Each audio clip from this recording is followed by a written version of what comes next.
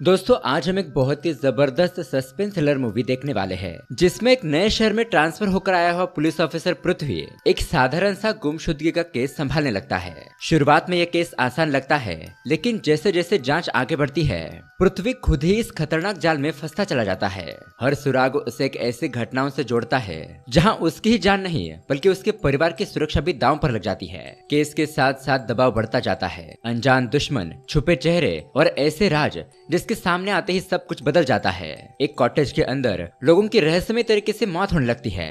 कुछ लोगों का कहना था कि वहाँ पर कोई आत्मा है जो लोगों को मार रही है, और अगर उस कॉटेज से कोई जिंदा बचकर भाग निकलता भी है तो वो कुछ ही दिनों में खुद ही आत्महत्या कर लेता है। अब पृथ्वी समझ नहीं पा रहा था कि लोगों की हत्या के पीछे क्या रहस्य छुपा है, या फिर ये सब कुछ कौन कर रहा है। तो दोस्तों, क्या पृथ्वी इस रहस्य को सुलझा पाएगा या नहीं, यही देखेंगे हम आज की सस्पेंस थ्रिलर कहानी में, जिसका नाम है कंगारू। दोस्तों, अगर आप हमारे चैनल पर नए आए हो तो वीडियो को लाइक करके चैनल को सब्सक्राइब भी जरूर कीजिए, क्योंकि आपको यहाँ पर ऐसे ही साउथ के नई नई मूवीज देखने को मिलती है। तो चलिए बिना किसी देरी के शुरू करते हैं आज की कहानी। कहानी की शुरुआत काली घनी अंधेरी रात से मैंगलोर में होती है। यहाँ पर हम एक कपल को देखते हैं। वो लोग एंथनी कॉटेज में आते हैं। उस कॉटेज की देखभाल करने वाले गोपाल को बताते हैं कि हमें मंजुनाथ नाम के लड़के ने भेजा है, तो वो गोपाल उन्हें एक कमरा किराए पर दे देता है। यहाँ पर हमें पता चलता है कि उस आदमी की पत्नी प्रेग्नेंट थी और अब वो दोनों कमरे के अंदर जाकर सो जाते हैं। अब आधी रात हो जाती है और अचानक ही उस वाइफ की आंख खुलती है। वो देखती है कि उसका पति बेड पर नहीं है, तो वो तुरंत ही टॉर्च लेकर उसे पूरे कॉटेज में ढूंढने लगती है।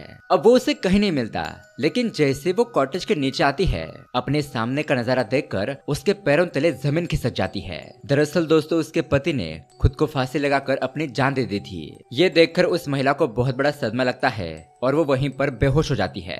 थोड़ी देर बाद वो गोपाल कॉटेज में आता है और उस आदमी की लाश को देखता है। फिर वो तुरंत ही अपने बॉस एंथनी को कॉल करके सब कुछ बता देता है कि यहाँ कॉटेज में एक आदमी की मौत हो गई है। जिस पर कॉटेज का मालिक एंथनी कहता है कि ओ नो, अगर ये बात बाहर फैल गई तो मेरा धंधा बर्बाद हो जाएगा। डर के मारे उसके कॉटेज पर स्टे करने के लिए कोई नहीं आएगा। इसीलिए वो तुरंत ही एक रिश्वतखोर इंस्पेक्टर अशोक को कॉल करता है और किसी भी तरह से इस मामले को निपटाने के लिए कहता है, ताकि ये मामला बाहर न जाए और कॉटेज का नाम बदनाम ना हो। लेकिन एंथनी को भी नहीं पता था कि उसकी ये छोटी सी गलती आगे चल के 70 से भी ज्यादा लोगों की जान लेने वाली थी। खैर, अब दोस्तों इस घटना को 5 साल बीत जाते हैं और अब हम यहाँ पर इंस्पेक्टर पृथ्वी को देखते हैं। पृथ्वी अपने सीनियर ऑफिसर से मिलने के लिए आया होता है। सीनियर ऑफिसर उसे बताते हैं कि देखो पृथ्वी, मैंगलोर में चेन स्नैचिंग की घटनाएं बहुत ज्यादा बढ़ गई है, इसलिए हम तुम्हारा ट्रांसफर मैंगलोर में कर रहे हैं। अब पृथ्वी इस ट्रांसफर से खुश नहीं था, क्योंकि उसकी पत्नी प्रेग्नेंट होती है और फिलहाल वो ज्यादा भागदौड़ नहीं करना चाहता था। लेकिन अब वो अपने सीनियर का ऑर्डर भी टाल नहीं सकता था। वो बाहर आता है, अपनी पत्नी मेघना को कॉल करता है, शाम को उसे जल्दी से घर पर आने के लिए कहता है। अब दोस्तों यहाँ पर हमें मेघना के बारे में बताया जाता है। दरअसल मेघना एक साइकियाट्रिस्ट होती है। एंजाइटी, डिप्रेशन, जान देने की कोशिश करने वाले लोग इस तरह के पेशेंट को ट्रीटमेंट देती है। उसकी एक डॉक्टर फ्रेंड भी है जो अक्सर मेघना के पास ऐसे पेशेंट को रेफर करती रहती है जो डिप्रेशन में जा चुके हैं, डर रहे हैं, खुदकुशी करने की कोशिश कर रहे हैं, और मेघना उन्हें ट्रीटमेंट देती है। खैर, अब जैसा कि पृथ्वी ने उसे कहा था, मेघना शाम को जल्दी से घर पर वापस आ जाती है। अब यहाँ पर उसे पृथ्वी के ट्रांसफर के बारे में पता चलता है, तो वो भी खुश नहीं थी, लेकिन मजबूरी थी, जाना तो पड़ेगा ही। और अब पृथ्वी भी अपने माता पिता से कहता है कि वो ट्रांसफर वाली जगह पर जाकर कुछ दिन रहने के बाद अच्छी तरह से सेटल हो जाएगा तो मेघना को भी बुला लेगा। तो यहाँ पर सब लोग उसकी बात मान लेते हैं। अब अगले दिन हम देखते हैं पृथ्वी मंगलोर पहुंच जाता है। अपनी ड्यूटी ज्वाइन करते ही वो सबसे पहले थाने में मौजूद सभी पुलिस वालों से मिलता है। फिर वो अपनी टीम से कहता है कि हमें चेन स्नैचिंग के केसेस को रोकने के लिए पेट्रोलिंग बढ़ानी होगी। तो उसी तरह से रात को पुलिस चेक पोस्ट पर अपना काम कर रहे होते हैं। तो दूसरी तरफ हम उस एंथनी कॉटेज को देखते हैं। वहाँ पर एक कपल आता है। इनका नाम होता है चरण और अर्चना। वो भी यहाँ कॉटेज में आकर गोपाल से कहते हैं कि हमें मंजुनाथ ने भेजा है। तो गोपाल उन्हें भी रहने के लिए कमरा दे देता है। अब रात में ये दोनों सो रहे होते हैं, तभी अर्चना की नींद खुलती है। उसे कुछ अजीब सी आवाजें सुनाई देती है, इसलिए वो घबराकर तुरंत ही चरण को जगाती है। वो दोनों ही आवाज का पीछा करते हुए कैंडल लेकर नीचे आते हैं और तभी अंधेरे में उन्हें एक भूत दिखाई देता है। ये देखकर वो दोनों ही डर जाते हैं, उस कॉटेज से भागने लगते हैं। वो दोनों कॉटेज से बाहर आते हैं, तभी वहाँ पर पृथ्वी अपनी टीम के साथ पेट्रोलिंग करते हुए आ गया था। अब वो चरण उसे बताता है कि सर, इस कॉटेज के अंदर कोई आत्मा है। हम यहाँ पर रुकने के लिए आए थे, लेकिन अब हमें बहुत डर लग रहा है। फिर कांस्टेबल को साथ लेकर पृथ्वी भी कॉटेज के अंदर जाता है, अंदर क्या है देखने के लिए। लेकिन वहाँ तो उसे कुछ भी नजर नहीं आता। पृथ्वी बाहर आकर उन दोनों से कहता है कि देखिए, अंदर तो कुछ भी नहीं है, लगता है आप लोगों को कुछ वहम हो गया होगा। लेकिन उन दोनों की तो डर के मारे बुरी तरीके से फट चुकी थी। अब उन्हें इतना घबराया हुआ देखकर पृथ्वी उन दोनों को पुलिस स्टेशन ले जाता है। वो दोनों पूरी रात पुलिस स्टेशन में रुकते हैं। अगली सुबह पृथ्वी फिर से उन दोनों को उस कॉटेज में ले आता है। वहाँ पर काम करने वाले गोपाल से पूछताछ करने पर वो बताता है कि सर, इससे पहले तो बहुत सारे लोग इस कॉटेज में रात बिता चुके हैं, लेकिन उन्हें तो कोई समस्या नहीं हुई। बाकी लोगों की तो एक भी कंप्लेंट नहीं आई है। लेकिन दोस्तों, अब अर्चना और चरण दोनों ही बहुत घबरा गए थे, इसलिए वो दोनों ही अपनी ट्रिप कैंसिल करके वापस अपने घर चले जाते हैं। उसके बाद हम देखते हैं पृथ्वी अपनी पत्नी मेघना को मैंगलोर बुला लेता है। अब रात को वो दोनों कमरे में होते हैं तो पृथ्वी उसे चरण और अर्चना के केस के बारे में बताता है कि वो चरण और अर्चना दोनों ही एंथनी कॉटेज में भूत देखकर डर गए थे। मैंने वहां पर जाकर अच्छे से छानबीन की, लेकिन मुझे तो कुछ भी नहीं मिला। जिस पर मेघना कहती है कि ऐसा कुछ नहीं होता, भूत प्रेत ये सब कुछ अंधविश्वास है। अब उसके बाद कुछ दिन ऐसे ही बीत जाते हैं। एक दिन पृथ्वी पुलिस स्टेशन में होता है, तब पृथ्वी से मिलने के लिए बैंगलोर से एक पुलिस वाला आता है। वो पृथ्वी को पुरुषोत्तम नाम के एक आदमी की फोटो दिखाता है और बताता है कि उसकी वाइफ ने कंप्लेंट में बताया है कि पिछले महीने वो दोनों यहाँ पर आए थे, एंथनी के कॉटेज में रुके थे, लेकिन आधे रात को कोई उन्हें डराने की कोशिश कर रहा था, जिस वजह से वो दोनों ही रात को ही कॉटेज छोड़कर भाग गए, यानी कि वहां से अपने घर चले गए। पर उसी दिन से पुरुषोत्तम भी कहीं गायब है। अब उसके बाद पृथ्वी भी इंक्वायरी करने के लिए उस एंथनी कॉटेज में जाता है। उस गोपाल को पकड़कर पुलिस स्टेशन ले आता है। वो गोपाल से पूछताछ करना शुरू करता है कि आखिरकार तुम्हारे गेस्ट हाउस में क्या चल रहा है। थोड़ी सख्ती से पूछताछ करने पर गोपाल पृथ्वी को बताता है कि सर, 5 साल पहले एक पति पत्नी का जोड़ा उनके कॉटेज में रहने के लिए आया था, लेकिन आधी रात को उसके आदमी ने कॉटेज के अंदर ही खुद को फांसी लगाकर अपनी जान दे दी। और उस रात के बाद से ही उस आदमी की आत्मा कॉटेज के अंदर मौजूद है और लगता है कि वही हर एक गेस्ट को परेशान कर रही है। अब पृथ्वी को गोपाल की बातों पर जरा सा भी यकीन नहीं होता, तो गोपाल उसे कहता है कि अगर आपको मेरी बातों पर यकीन नहीं है तो आप कांस्टेबल अनंत से पूछ सकते हो। तो अनंत भी पृथ्वी से कहता है कि सर, गोपाल ने आपको जो भी कहानी सुनाई है वो सच है। फिर वो पृथ्वी को एंथनी कॉटेज में जितने भी केस हुए थे उनकी फाइल दिखाता है। सब केसेस की लगभग एक जैसी ही कहानी थी। सारे लोग एंथनी कॉटेज में रात बिताने के बाद गायब हो रहे थे। आगे अनंत बताता है कि वो कॉटेज एमएलए के भाई का है, इसलिए इतने सारे केसेस होने के बावजूद भी अब तक उसके ऊपर कोई भी इन्वेस्टिगेशन नहीं हुई और सबको क्लीन चिट मिल गई है। फिर पृथ्वी जल्दी से उस कॉटेज की एंट्री रजिस्टर मंगवाता है। रजिस्टर देखकर गोपाल उसे बताता है कि सर, पुरुषोत्तम भी पिछले महीने कॉटेज में रुका था। गोपाल ने रजिस्टर में उस आदमी का नाम मार्क करके रखा था। गोपाल पृथ्वी को बताता है कि कई सारे लोग रात में ही डर के मारे भाग जाते हैं, तो उस वजह से उनका सामान वहीं पर रह जाता है, इसलिए मैं उनका नाम मार्क करके रखता हूँ ताकि अगर वो वापस आए तो उनका सामान दे सकूं। अब उसके बाद पृथ्वी देखता है कि रजिस्टर में कई सारे लोगों के नाम मार्क किए हुए हैं, तो वो रैंडमली कुछ लोगों को कॉल करता है। सामने से उनका कोई फ्रेंड या फिर रिश्तेदार कॉल को पिक करता है और पृथ्वी को बताता है कि उन लोगों ने तो आत्महत्या कर ली है। पृथ्वी ये बात सुनकर हैरान हो जाता है। अब वो कॉटेज में रुकने वाले हर एक गेस्ट के बारे में पता करने के लिए कहता है, तो पता चलता है कि गोपाल ने रजिस्टर में 170 लोगों का नाम मार्क किया था और उनमें से 70 लोगों ने कॉटेज में रुकने के 1 हफ्ते के अंदर ही अंदर अपनी जान दे दी थी। तब यहाँ पर पृथ्वी को चरण की याद आती है। उस चरण ने उसे अपना विजिटिंग कार्ड दिया था, तो पृथ्वी तुरंत ही उस नंबर पर कॉल करता है, तो उसे पता चलता है कि चरण ने भी आत्महत्या कर ली है। अब तो पृथ्वी के सामने बहुत बड़ी मिस्ट्री खड़ी हो गई थी। फिर उसे पता चलता है कि 5 साल पहले जिस आदमी ने पहली बार कॉटेज में आत्महत्या की थी उसका नाम था विजय कुमार और उसकी पत्नी का नाम था प्रेमा। और दोस्तों, यहाँ पर हमें एक हैरान कर देने वाली बात पता चलती है। वो विजय कुमार और उसकी पत्नी प्रेमा और कोई नहीं है बल्कि पृथ्वी के भाई और भाभी थे। ये बात पता चलते ही पृथ्वी तुरंत ही अपने पिता को कॉल करता है, तो तब जाके उसे सच्चाई पता चलती है। दरअसल पृथ्वी बचपन से अपने भाई से बहुत ज्यादा प्यार करता था और इसलिए आज तक पृथ्वी के घर वालों ने उससे अपने भाई की मौत की सच्चाई नहीं बताई थी कि उसने आत्महत्या की थी। उसे कोई बीमारी हो गई थी जिसकी वजह से उसकी मौत हो गई, ऐसा उसके घर वालों ने उसे बताया था। लेकिन आज सच्चाई पृथ्वी के सामने थी तो उसे यकीन नहीं हो रहा था कि उसके भाई ने आत्महत्या की है। ये सच जानने के बाद वो बहुत ही दुखी होकर रोने लगता है। और दोस्तों, इससे भी बहुत बड़ी मजबूरी ये थी कि वो डिपार्टमेंट में किसी को ये बात बता नहीं सकता था कि विजय कुमार उसका भाई था। क्योंकि अगर किसी को ये बात पता चल गई है तो वो लोग उसे इस केस से हटा देंगे और वो अपने भाई की मौत के पीछे का राज कभी जान नहीं पाएगा।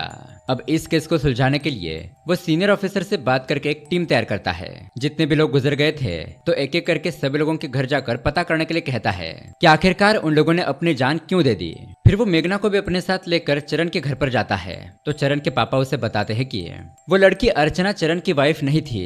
दरअसल चरण की तो अभी तक शादी भी नहीं हुई थी। बाहर आकर वो अर्चना को कॉल करता है, उसका एड्रेस ले लेता है और अर्चना के घर की तरफ जाने लगता है। लेकिन यहाँ मेघना कहती है कि मैं अर्चना के घर पर नहीं आना चाहती है, तो पृथ्वी उसे घर पर भेज देता है और कांस्टेबल आनंद के साथ खुद अर्चना के घर पर पहुंचता है। पर दोस्तों वहां पर तो कुछ और ही भयानक नजारा देखने को मिलता है। उन्हें एक कमरे में अर्चना की लटकी हुई लाश मिलती है। पृथ्वी से फोन पर बात करने के बाद अर्चना ने अपनी जान दे दी थी। उसने एक चिट्ठी छोड़ी थी जिसमें उसने अपने और चरण के बारे में सब कुछ लिखा था। वो खुद को चरण की मौत का जिम्मेदार मान रही थी और इसी गिल्ट के चलते उसने अपनी जान दे दी। अब रात में पृथ्वी घर पर आने के बाद मेघना को केस के बारे में सब कुछ जानकारी बता देता है। अब अगले दिन वो लिस्ट की दूसरी लड़की गीता के पास जाता है। गीता से उसके बॉयफ्रेंड गणेश की मौत के बारे में पूछता है तो यहाँ पर गीता उसे अपनी दुख भरी कहानी बताने लगती है। दरअसल गीता एक फिल्म में एक्ट्रेस होती है और वो अपने लवर गणेश के साथ प्रेग्नेंट हो गई थी। अब उन दोनों की शादी तो नहीं हुई थी और वो दोनों अबॉर्शन करना चाहते थे, लेकिन बहुत ढूंढने पर भी उन्हें कोई ऐसा डॉक्टर नहीं मिलता जो अबॉर्शन करने के लिए तैयार हो। लेकिन आखिरकार एक दिन गणेश और गीता को मैंगलोर के एक हॉस्पिटल के बारे में पता चलता है जहाँ पर अबॉर्शन छुपकर किया जाता है। फिर क्या था, वो दोनों मैंगलोर के हॉस्पिटल में पहुंच जाते हैं। लेकिन वहां पर पहुंचने के बाद उन्हें पता चलता है कि ये हॉस्पिटल तो पिछले 3 सालों से बंद पड़ा है। तो ये देखकर वो दोनों ही परेशान हो जाते हैं। वो उस हॉस्पिटल के गेट के सामने खड़े थे तो तभी वहां पर चाय की टपरी चलाने वाला एक आदमी मंजुनाथ उन दोनों के पास आता है। और दोस्तों ये वही मंजुनाथ है जो कॉटेज में लोगों को भेजता है। मंजुनाथ गणेश से कहता है कि तुम लोग अबॉर्शन करने के लिए आए हो ना, मुझे पता है, झूठ मत बोलना, मैं तुम्हारी मदद कर सकता हूँ। अब गणेश और गीता को कैसे भी करके अबॉर्शन करना था तो वो तैयार हो जाते हैं और मंजुनाथ उन्हें कहता है कि फिलहाल तुम दोनों एंथनी कॉटेज में चले जाओ, वहां पर मेरा नाम बताकर एक रूम ले लो, फिर कल सुबह मैं तुम दोनों को एक हॉस्पिटल ले जाऊंगा, वहां पर तुम्हारे अबॉर्शन का काम हो जाएगा। तो उसी तरह से वो दोनों एंथनी कॉटेज में जाते हैं। गोपाल को बताते हैं कि हमें मंजुनाथ ने भेजा है, तो गोपाल उन्हें रहने के लिए कमरा दे देता है। लेकिन दोस्तों आधी रात को गीता को अचानक ही कुछ आवाजें सुनाई देती है। गीता अपने कमरे के बाहर आकर देखती है तो एक भूतनी अंधेरे में बैठकर पियानो बजा रही थी। गीता उस आत्मा को देखकर बहुत ही घबरा जाती है। वो भागकर अपने कमरे में जाती है और गणेश को जगाती है। जो कुछ भी उसने बाहर देखा वो उसे बताती है। अब वो दोनों कमरे के बाहर आते हैं भूतनी को देखने के लिए, लेकिन इस बार तो पियानो के पास कोई भी नहीं था। गणेश कहता है कि देखो वहाँ पर तो कुछ भी नहीं है, तुम तो बेवजह ही डर रही हो, चलो सोने चलते हैं। तो वो दोनों ही वापस अपने कमरे में जाने लगते हैं। जैसे ही गीता कमरे के अंदर जाती है दरवाजा अचानक ही बंद हो जाता है और गणेश तो बाहर ही रह जाता है। अब इस बार वो चुड़ैल उसके सामने आती है। गणेश से कहती है कि मैं तुम दोनों को मार डालूंगी। अब गणेश बहुत ही घबरा जाता है। अब यहाँ गीता आगे बताती है कि उस रात हम दोनों किसी तरह से अपनी जान बचाकर वहां से भाग निकले, लेकिन उसके बाद से गणेश बहुत डिप्रेशन में चला गया। वो छोटी छोटी बातों से बहुत ज्यादा घबराने लगा। एक दिन अचानक उसने मुझे कॉल किया और जल्दी से घर पर आने के लिए कहा। मैं उसके घर पर पहुंची, लेकिन तब तक बहुत देर हो चुकी थी। मैंने देखा उसके घर पर उसकी लाश पड़ी थी, यानी कि उसने आत्महत्या कर ली थी। अब इस गीता की कहानी सुनने के बाद पृथ्वी घर पर वापस आ जाता है। वो मेघना को यही सब बता रहा होता है, तभी कांस्टेबल अनंत वहां पर आता है अर्चना की पोस्टमार्टम रिपोर्ट लेकर। अब वो रिपोर्ट पढ़ने के बाद पृथ्वी को बहुत बड़ा सदमा लगता है, क्योंकि दोस्तों रिपोर्ट में लिखा था कि अर्चना प्रेग्नेंट थी। तो पृथ्वी सोचने लगता है कि शायद अर्चना भी गीता की तरह अबॉर्शन करवाने के लिए मैंगलोर में आई थी। फिर वो मरने वाली सभी महिलाओं की पोस्टमार्टम रिपोर्ट मंगवाता है तो सच में पता चलता है कि मरने वाली सभी महिलाएं प्रेग्नेंट थी। तो ये देखकर पृथ्वी समझ जाता है कि सभी महिलाएं अबॉर्शन करवाने के लिए हॉस्पिटल में आई थी, लेकिन वह हॉस्पिटल बंद था और मंजुनाथ ने उन्हें एंथनी कॉटेज में भेजा। तो अब आगे की सच्चाई पता करने के लिए ये लोग मंजुनाथ को पकड़ने के लिए हॉस्पिटल जाते हैं, लेकिन उस हॉस्पिटल के पास में जो दुकान थी वो बंद थी। तो फिर ये लोग किसी तरह से मंजुनाथ का घर का पता ढूंढते हैं। उसके घर पर जाते हैं, लेकिन घर का दरवाजा बंद था। एक खिड़की खुली थी, उसके अंदर से देखने पर ये सभी लोग बहुत शॉक रह जाते हैं, क्योंकि दोस्तों अंदर मंजुनाथ भी रस्सी से लटक रहा था। अब ये देखकर पृथ्वी का दिमाग चकरा जाता है। उसे लग रहा था कि सब लोगों की मौत के पीछे मंजुनाथ होगा, वही सब लोगों को मार रहा होगा। उसे पकड़ने के बाद ये केस सॉल्व हो जाएगा, लेकिन यहाँ पर तो खुद ही मंजुनाथ की मौत हो गई है। अब वो वापस पुलिस स्टेशन जाता है, उस गोपाल को बहुत टॉर्चर करता है। उसे लग रहा था कि गोपाल को छुपा रहा है, लेकिन गोपाल उसे बताता है कि मंजुनाथ को तो कल तक कुछ भी पता नहीं था। कल भी उसने कपल को कॉटेज में भेजा था, लेकिन मैंने मंजुनाथ को फोन करके मना कर दिया कि आज के बाद कॉटेज में किसी भी गेस्ट को मत भेजना, और उसी दिन उन दोनों को दूसरे गेस्ट हाउस भेज दिया गया। अब पृथ्वी उन दोनों के बारे में पता करता है, उन्हें कॉल करके तुरंत ही पुलिस स्टेशन बुलाता है। फिर वो उन दोनों को बचाने के लिए पुलिस की सिक्योरिटी टाइट कर देता है। एक कांस्टेबल को सीसीटीवी कैमरा पर नजर रखने के लिए बिठा देता है और बाकी के पुलिस वालों को पूरी रात सतर्क रहकर उस आत्मा का इंतजार करने के लिए कहता है। अब एक तरफ पृथ्वी पुलिस स्टेशन में उस अरविंद और उसकी गर्लफ्रेंड को बचाने की कोशिश कर रहा था, लेकिन दूसरी तरफ उसके खुद के घर में कुछ अजीब सी घटनाएं पेश आती है। हम उसकी पत्नी मेघना को देखते हैं। मेघना अपने कमरे में सो रही होती है, लेकिन तभी किसी आहट से उसकी नींद खुलती है। वो बाहर आकर देखती है तो वहाँ पर कुछ नहीं था। फिर मेघना फ्रेश होने के लिए वॉशरूम में जाती है। वो पानी से अपना चेहरा धोती है और जैसे ही सामने आईने में देखती है तो वहाँ पर एक आत्मा खड़ी थी। आत्मा को देखते ही मेघना बहुत घबरा जाती है। अब इतने में ही उस आईने पर आत्मा का एक मैसेज लिखा हुआ आता है, क्विट और डाई, यानी कि छोड़ दो या फिर मर जाओ। अब मेघना तुरंत ही पृथ्वी को कॉल करती है और यहाँ आने के लिए कहती है। पृथ्वी भागकर पुलिस स्टेशन से घर पर आता है। वो वॉशरूम में जाता है और देखता है कि मेघना बुरी तरीके से डरी हुई है। मेघना पृथ्वी को उस आत्मा का मैसेज दिखाती है, लेकिन तभी पृथ्वी को पुलिस स्टेशन से कॉल आता है। वो फिर से भागकर स्टेशन जाता है और देखता है कि उस लड़के अरविंद ने आत्महत्या कर ली है। लेकिन दोस्तों अगले ही पल हम देखते हैं कि पृथ्वी की आंखें खुलती है, यानी कि ये सब कुछ पृथ्वी का एक बुरा सपना था। खैर अब सुबह हो जाती है, लेकिन आत्मा का कोई भी नामो निशान नहीं था। पृथ्वी घर पर आता है और वो मेघना को अपने रात के सपने के बारे में बताता है, और उन दोनों को लग रहा था कि ये सब कुछ झूठ है, आत्मा जैसा कुछ नहीं होता। इस केस की वजह से वो बहुत ज्यादा स्ट्रेस ले रहा है, इसलिए उसे वहम हो गया होगा। अब उसके थोड़ी देर के बाद पृथ्वी जैसे ही फ्रेश होने के लिए वॉशरूम में जाता है तो उसे आईने पर वो आत्मा का वही मैसेज दिखाई देता है जो उसने सपने में देखा था। ये देखकर उसे समझ नहीं आता कि आखिरकार सपने वाली घटना हकीकत में कैसे बदल गई। अब वहां से पृथ्वी वापस पुलिस स्टेशन जाता है। उस लड़के अरविंद और उसकी गर्लफ्रेंड को घर पर जाने की परमिशन दे देता है, लेकिन वहां पर हम देखते हैं कि अरविंद की कार स्टार्ट ही नहीं हो रही थी। ये देखकर स्टेशन का ड्राइवर कुमार गाड़ी को स्टार्ट करने की कोशिश करता है। बाकी के पुलिस वाले गाड़ी को धक्का दे रहे होते हैं, लेकिन तभी अचानक कुमार गाड़ी को फुल स्पीड में आगे बढ़ाता है और गाड़ी उस अरविंद को टक्कर दे देती है, जिस वजह से अरविंद की ऑन द स्पॉट मौत हो जाती है।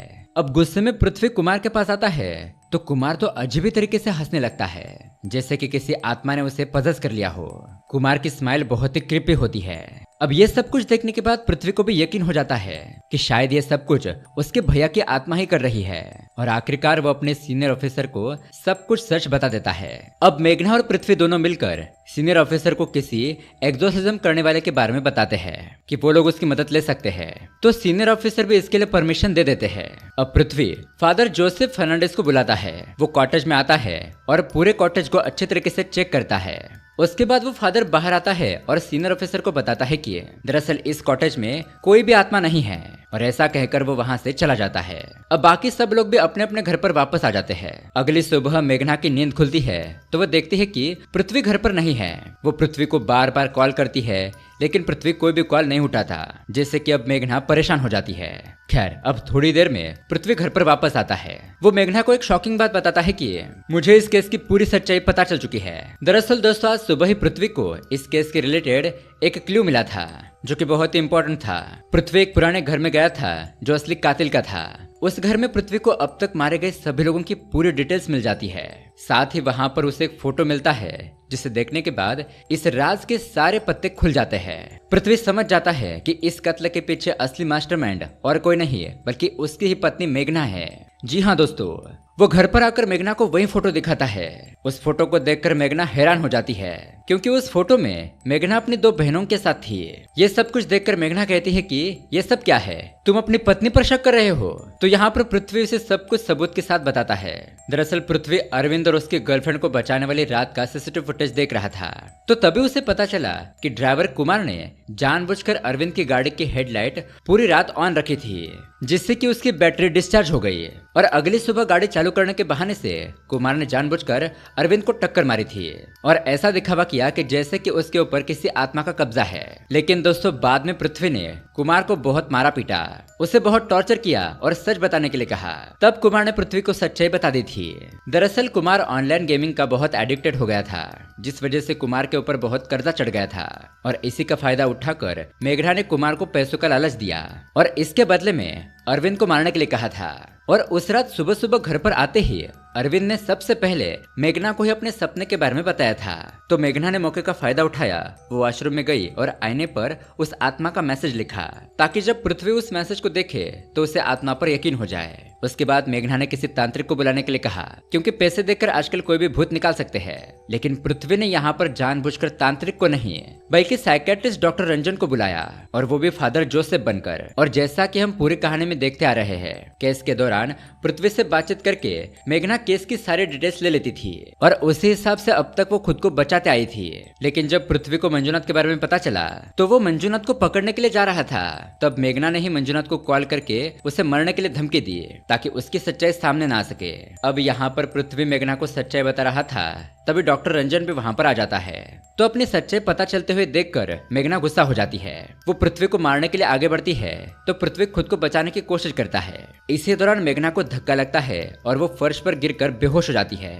फिर हम देखते हैं कि डॉक्टर रंजन मेघना को हिप्नोटाइज करते हैं और उससे कुछ सवाल पूछकर सारी सच्चाई जान लेते हैं। फिर वो बाहर आकर पृथ्वी को मेघना की सारी कहानी बताते हैं। दरअसल दोस्तों मेघना पैदा होने से पहले ही मेघना की कई सारी बहनें थी, लेकिन मेघना के पिता को तो सिर्फ बेटा चाहिए था। लेकिन कई सारी लड़कियों के बाद फिर से मेघना पैदा हुई तो उसके बाप ने मेघना का मुंह भी नहीं देखा।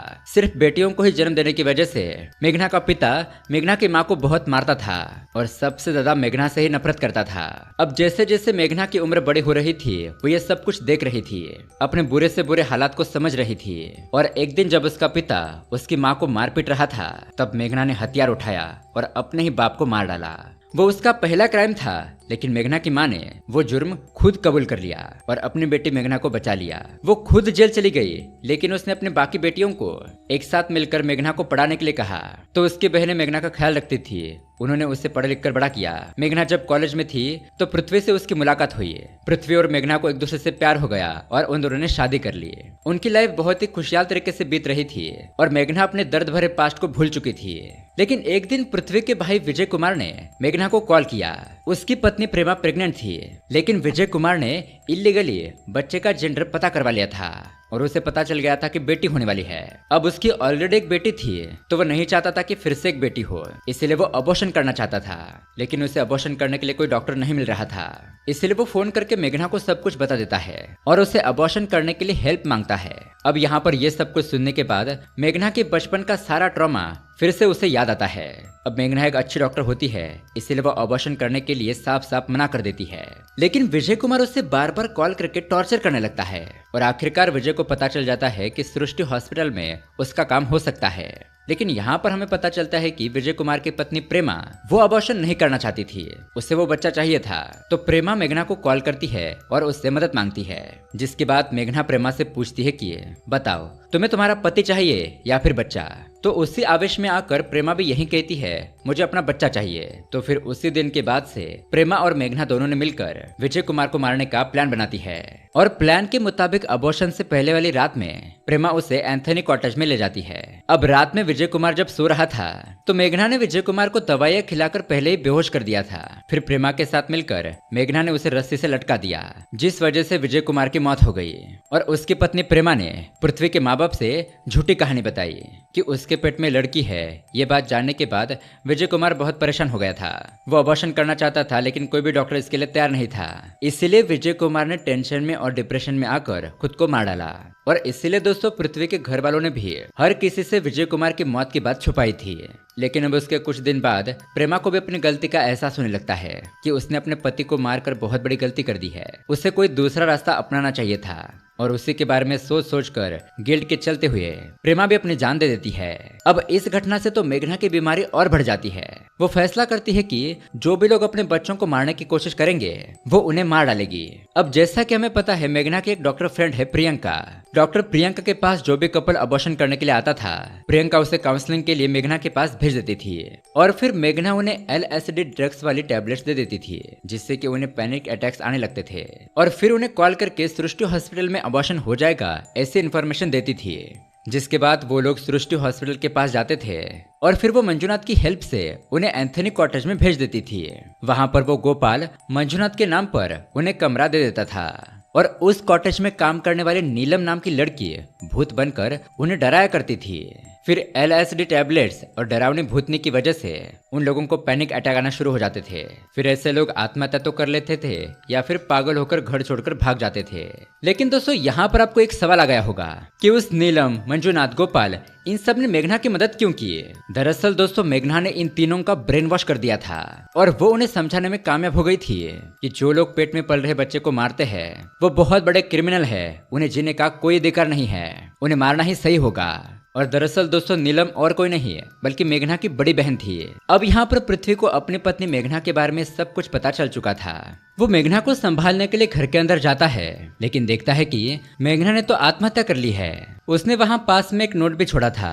असल में थोड़ी देर पहले जब मेघना बेहोश होकर गिरी थी तब उसके पेट पर बुरी तरीके से चोट लग गई थी और उसी वजह से मेघना के पेट में पल रहा बच्चा मर चुका था। मेघना इस बात से बहुत दुखी हुई।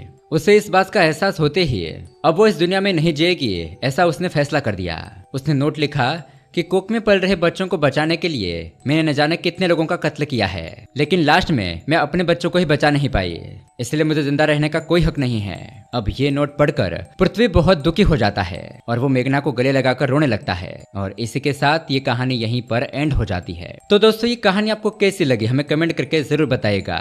इस मूवी को लेकर आपकी क्या राय है हमें कमेंट करके जरूर बताएं। तो चलिए अब मिलते हैं अगली वीडियो में, तब तक के लिए कीप वॉचिंग।